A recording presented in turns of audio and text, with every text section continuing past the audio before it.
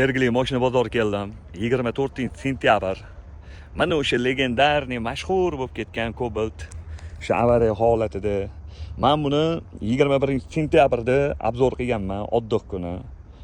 Lekin kapot zavod taqilgan ekan $450 ga. Menga eshitishlar qanday etgan bo'lsalar, xuddi shunday obzor qilib berdim. Mana shu yerda bunday pitnosi bor dedilar, udari yo'q dedilar. Men orasida so'radim, "Aka, ichiga o'tganmi, o'tmaganmi?" deb 2-3 marta so'radim, yo'q dedilar. O'sha kichkinagina pitno bo'lgandilar. Mana o'sha mashhur. Men obzor qilayotgan shu mashinalarning kraskasi toza yoki krashinli mashinalarni obzor qilayotganlarimni ko'p orasida gapirganman. Ustalar bilan ko'rib tekshirib olinglar, probeylarni tekshirib olinglar deb juda ko'p aytardim. Va yana obzor qilayotganimda tekshirib olinglar. Mana o'sha bu legendarniy 756 Cobalt. Buni qanaqa olishgan bilmadim-ku. Vallahi alam. Buni o'zi egalari 13 ming yurganida arendaga bergan ekanlar.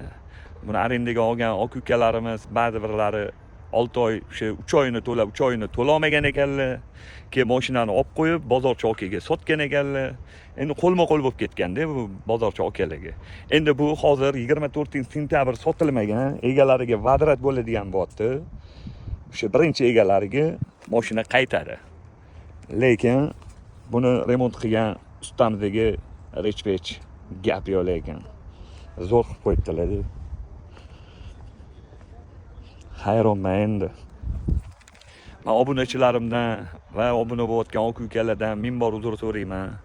Mabodo kraskasi toza bo'lsa ham yoki krashinli mashina qo'ysam ham tekshirib olinglar, chunki ikkiga bo'linib ketgan mashinalar ham bor ekan. Keyin kreditni zapretda turgan mashinalarni ham ba'zi bir aka-ukalar sotib olishayotgan ekan. Dokumentini yaxshilab tekshiringlar. Kraskani ham yaxshilab tekshiringlar, motor bloklarigacha tekshirib olinglar. Chunki 2024 ga narxi endi bozorda baland, bu nimaga arzon deb o'zim ham bekorga ichiga o'tganmi, o'tmaganmi deb rosa so'radim. Xo'p deb, chunki boshqa mashinani video qilishim kerak edi, tez olib ketdim.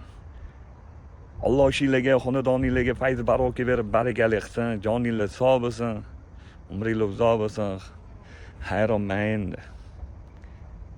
Boshim qotdi. Nima qilishimni ham bilmayman. Shuncha negativ, butun kanallarda aylanib.